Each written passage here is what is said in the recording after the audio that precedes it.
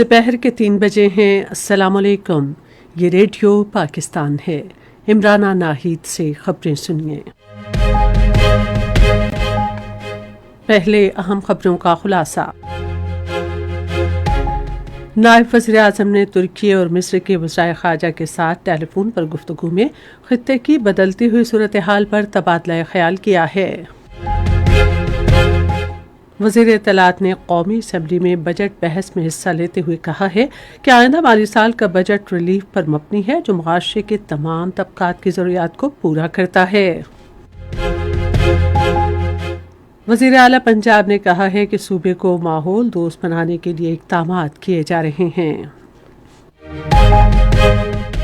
आज़ाद जम्मू कश्मीर के अवाम ने कलअदम जॉइंट अवामी action committee की एहतजाजी कॉल को सख्ती से मुस्तरद करते हुए कहा है कि इससे उनकी रोज़मर्रा ज़िंदगी बुरी तरह मुतासिर हो रही है। आलमी जरीदे द डिप्लोमेट ने खबरदार किया है कि अफगान सरजमीन से जन्म लेने वाली दहशतगर्दी हमसाया ममालिक और पूरे खित्ते के लिए बड़ा खतरा है। इनके ICC T20 आलमी कप में आज बर्मिंघम में पाकिस्तान का मुकाबला भारत से होगा। और अब खबरें तफसील के साथ। नायब वज़ीर आज़म और वज़ीर ख़ारजा इसाक डार ने तुर्की के वज़ीर ख़ारजा हाकान फ़िदान से टेलीफोन पर गुफ्तगू की है। दोनों रहनुमाओं ने ख़ित्ते की बदलती हुई सूरत हाल पर तबादला ख़याल किया और अमरीका और ईरान के दरमियान मुफ़ाहमत की जानिब हौसला अफ़ज़ा पेशरफ्त का खैर मक़दम किया। उन्होंने उम्मीद ज़ाहिर की कि ये मुस्बत पेशरफ्त ख़ित्ते में देरपा अमन और इस्तेहकाम की राह हमवार करेगी। दोनों रहनुमाओं ने आइंदा पेशरफ्त के हवाले से करीबी राब्ते में रहने पर भी इत्तफाक किया। नायब वज़ीर आज़म मोहम्मद इसाक डार ने मिस्र के वज़ीर ख़ारजा डॉक्टर बदर अब्दुल्लाती से टेलीफोन पर गुफ्तगू की।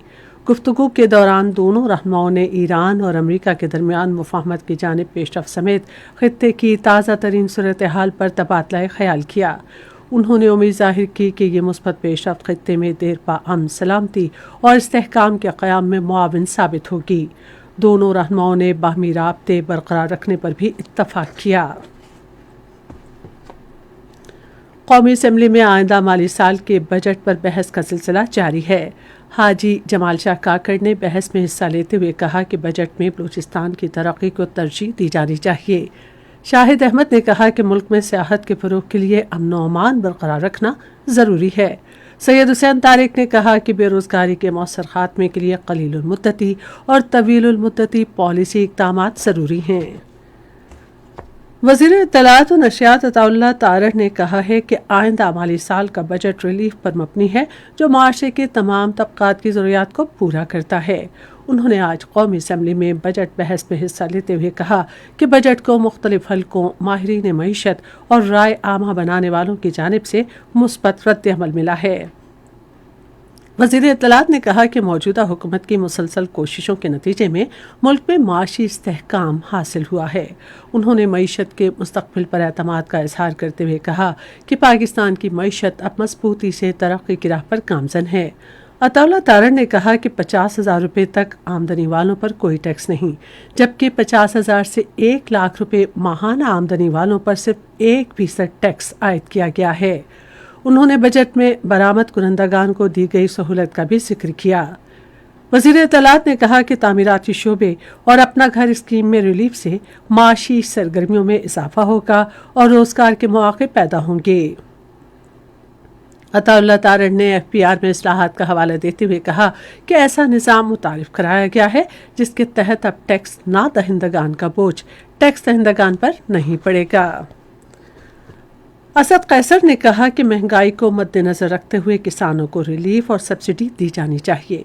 वज़ीर मनसूबाबंदी व तरक्की एहसन इकबाल ने असद कैसर के बयान के जवाब में कहा कि PTI दौरे हुकूमत में पाकिस्तान मुस्लिम लीग नून के रहनुमाओं को जेलों में डाला गया था।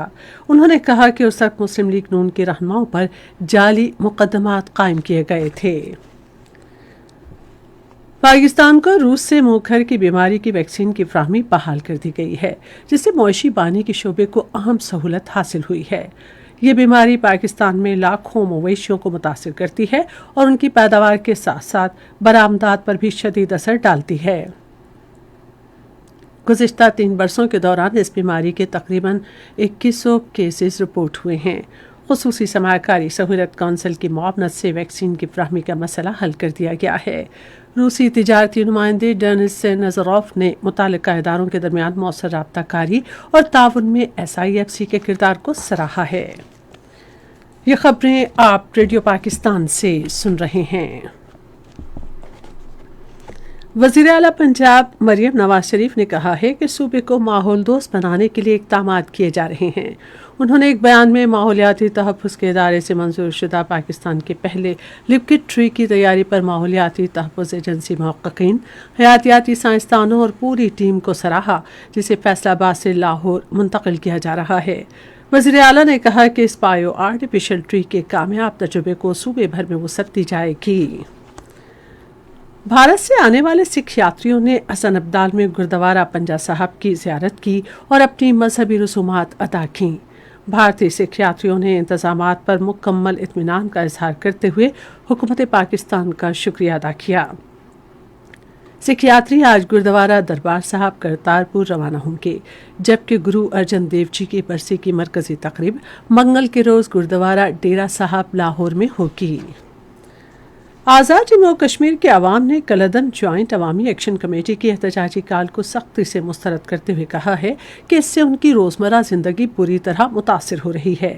شہریوں کا کہنا ہے کہ دہاڑی دار مزدور طبقہ شدید مشکلات کا شکار ہے، جبکہ ہسپتالوں اور میڈیکل اسٹورز کی بندش نے مریضوں اور ان کے اہل خانہ کی مشکلات میں مزید اضافہ کر دیا ہے۔ عوام کے مطابق کلعدم جوائنٹ عوامی ایکشن کمیٹی کے احتجاج نے عام شہریوں کے مسائل میں کمی کے بجائے مزید اضافہ کیا ہے۔ بھارت میں نریندر مودی کے اقتدار میں رہنے کے جنون نے ملک کی معیشت اور عوام کو تباہی کے دہانے پر پہنچا دیا ہے۔ کولکتہ سے شائع ہونے والے اخبار دی ٹیلی گراف نے رپورٹ کیا ہے کہ بھارتی معیشت بکھر چکی ہے، کرنسی کی قدر میں کمی ہو رہی ہے اور سرمایہ ملک سے باہر جا رہا ہے۔ رپورٹ میں مزید کہا گیا ہے کہ ترسیلات زر میں کمی کے باعث بھارت کے زر مبادلہ کے ذخائر پر دباؤ بڑھ رہا ہے۔ مودی حکومت ذاتی مفاد کے لیے الیکشن کمیشن جیسے اداروں پر بھی اثر انداز ہو رہی ہے۔ اخبار لکھتا ہے کہ میڈیا پر دباؤ نے بھی مودی اور امت شاہ کے اقتدار میں برقرار رہنے میں اہم کردار ادا کیا۔ بین الاقوامی ماہرین کا کہنا ہے کہ بھارت اس وقت ایک ایسے نظام کے تحت کام کر رہا ہے جہاں اشرافیہ کا ایک چھوٹا طبقہ حکمرانوں کو سہارا دے رہا ہے۔ ماہرین کے مطابق مودی نے ووٹ بٹورنے کے لیے ہندوؤں میں یہ خوف پیدا کیا ہے کہ مسلمان ان پر حکمرانی کرنا شروع کر دیں گے۔ بین الاقوامی جریدے دی ڈپلومیٹ نے خبردار کیا ہے کہ افغان سرزمین سے جنم لینے والی دہشت گردی ہمسایہ ممالک اور پورے خطے کے لیے ایک بڑا خطرہ ہے۔ جریدے کے مطابق افغان طالبان حکومت دہشت گردوں کی بنیادی سرپرست ہے۔ رپورٹ میں طالبان حکومت اور علاقائی و عالمی دہشت گرد تنظیموں کے درمیان گٹھ جوڑ کی نشاندہی کی گئی ہے۔ رپورٹ میں افغانستان میں خواتین کی حالت زار کا بھی تذکرہ کرتے ہوئے کہا گیا ہے کہ طالبان کے دور حکومت میں خواتین کو نہایت محدود حقوق دیے جا رہے ہیں۔ دی ڈپلومیٹ کے مطابق افغان طالبان اپنے ہی پیدا کردہ اس انسانی بحران سے بھی ناجائز فائدہ اٹھا رہے ہیں۔ پاکستان نے اپنی بے مثال مہارت اور معیار کی بدولت عالمی فٹ بال مقابلوں میں اپنی مستقل شناخت برقرار رکھی ہے۔ عالمی نشریاتی ادارے TRT کے مطابق سیالکوٹ میں دنیا کی تقریباً 70% فٹ بالز کی تیاری نے پاکستان کو عالمی سپلائی چین میں نمایاں مقام دلایا ہے۔ پاکستان کی فٹ بال انڈسٹری گزشتہ 40 برسوں سے فیفا فٹ بال ورلڈ کپ میں اپنی مضبوط شناخت قائم کیے ہوئے ہے۔ گڈانی کے ساحل پر فیفا ورلڈ کپ ٹرافی اور آفیشل لوگوں کے ریس سے بنائے گئے مجسمے سوشل میڈیا پر وائرل ہو گئے ہیں، جس سے بلوچستان کی فنی صلاحیتیں اجاگر ہوئی ہیں۔ فنکار سمیر شوکت اور ان کی ٹیم نے اپنے منفرد فن کے ذریعے خوب پذیرائی حاصل کی۔ انہوں نے کہا کہ ریس سے بنایا گیا مجسمہ بلوچستان کے عوام کی فٹ بال سے محبت کی عکاسی کرتا ہے۔ اور اب کرکٹ۔ خواتین کے ICC T20 عالمی کپ میں آج برمنگھم میں پاکستان کا مقابلہ بھارت سے ہوگا۔ میچ پاکستان کے معیاری وقت کے مطابق شام 6:30 بجے شروع ہوگا۔ اور اب موسم۔